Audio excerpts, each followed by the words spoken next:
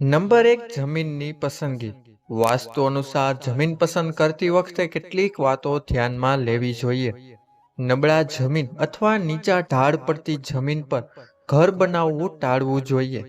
જમીનની આકાર, ઢાળ અને સ્તર પણ મહત્વના છે. ચોરસ આકારની જમીન સૌથી શ્રેષ્ઠ માનવામાં આવે છે. નંબર 2, ઈશાન દિશાનો મહત્વ. મિત્રો, વાસ્તુશાસ્ત્રમાં ઈશાન દિશા એટલે કે ઉત્તર પૂર્વ દિશા સૌથી મહત્વપૂર્ણ માનવામાં આવે છે. આ દિશામાં ધન, શાંતિ અને સકારાત્મક ઉર્જા પ્રવેશ કરે છે.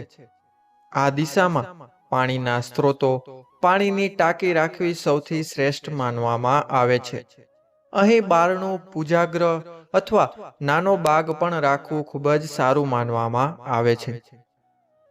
નંબર 3, દક્ષિણ અને પશ્ચિમ તરફ ઝાડો અને વજનદાર વસ્તુઓ. મિત્રો, દક્ષિણ અને પશ્ચિમ દિશાઓમાં ભારે અને મજબૂત ઘટકો રાખવા વિનંતી કરવામાં આવે છે. આ દિશામાં મોટા ઝાડ, ભાંડું અને રાખવું એ ખૂબ જ અનુકૂળ છે.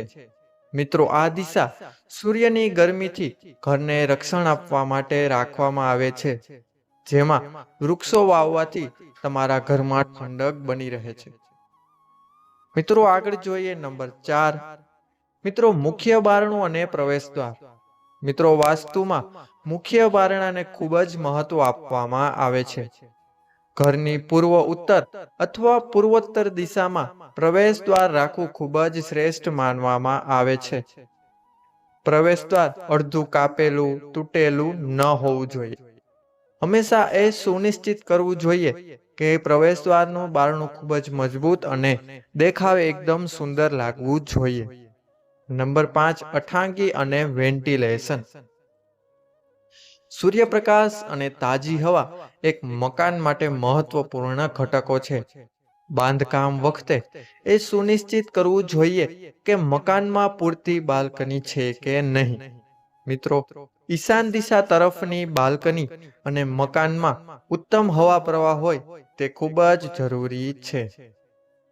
નંબર 6, રજૂઆત અને અંદર નિકાસ.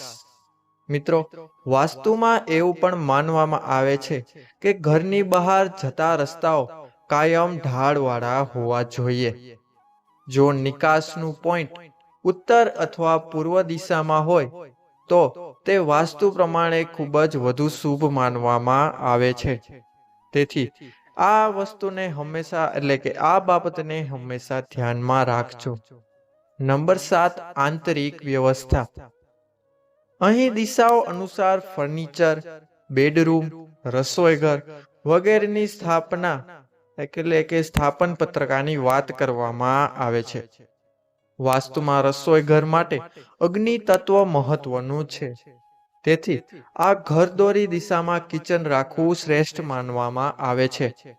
બેડરૂમ અથવા દક્ષિણ પશ્ચિમ દિશામાં વ્યવહાર કરવો ખૂબ જ સારું માનવામાં આવે છે. નંબર 8, પાણીનો વહેવાર. મિત્રો, પાણીના ઠેકાણા, પાણીના પોઈન્ટ વગેરે વાસ્તુમાં ખૂબ જ મહત્વ ધરાવે છે. મિત્રો, પાણીનો પ્રવાહ ઉત્તર અથવા પૂર્વ તરફ જવો જોઈએ. તે વાસ્તુ પ્રમાણે શુભ માનવામાં આવે છે. નંબર 9, વિદ્યુત ઉપકરણોની સ્થાપના. મિત્રો, અગ્નિ તત્વોને ધ્યાનમાં રાખીને ઇલેક્ટ્રોનિક ઉપકરણો માટે દક્ષિણ પૂર્વ દિશા શ્રેષ્ઠ માનવામાં આવે છે. આ દિશામાં પ્લગ પોઈન્ટ્સ અને અન્ય ઇલેક્ટ્રિક ઉપકરણોનો નિકાસ કરવો ખૂબ જ શ્રેષ્ઠ માનવામાં આવે છે. મિત્રો, આગળ જોઈએ નંબર 10, શાંતિપૂર્ણ વાતાવરણ. વાસ્તુ અનુસાર ઘરનું વાતાવરણ શાંતિપૂર્ણ અને સકારાત્મક હોવું જોઈએ. મિત્રો, ઘરમાં તોડફોડ ક્યારેય પણ ન કરવી જોઈએ અને સકારાત્મક ઉર્જા માટે ફૂલો અને પૂજાના સ્થળ પર તમારે વધુ ધ્યાન આપવું જોઈએ તથા આ ભાગ બને ત્યાં સુધી સ્વચ્છ રાખવો જોઈએ.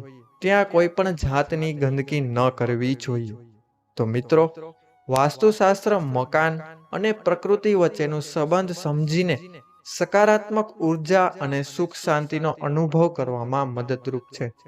જો તેની સૂચનાઓને ધ્યાનમાં રાખીને ઘરની રચના અને આયોજન કરવામાં આવે તો તે ઘરના રહેવાસીઓને આરોગ્ય, સમૃદ્ધિ અને સુખ શાંતિની પ્રાપ્તિ કરવાની તક અવશ્ય આપે છે. તો મિત્રો, આ હતા જો અમુક બાબતો જે તમારે મકાન લેતી અથવા મકાન બનાવતી વખતે ધ્યાનમાં રાખવું જોઈએ, જે વાસ્તુ પ્રમાણેના નિયમો છે. તો મિત્રો, જો આ વિડીયો પસંદ આવ્યો હોય તો અમારા વિડીયોને લાઈક કરજો અને અમારી ચેનલને સબસ્ક્રાઈબ અવશ્ય કરજો. તો મિત્રો, હવે મળીશું નવા વિડીયો સાથે, નવી માહિતી સાથે, નવી જાણકારી સાથે. ત્યાં સુધી બધાને હર હર મહાદેવ.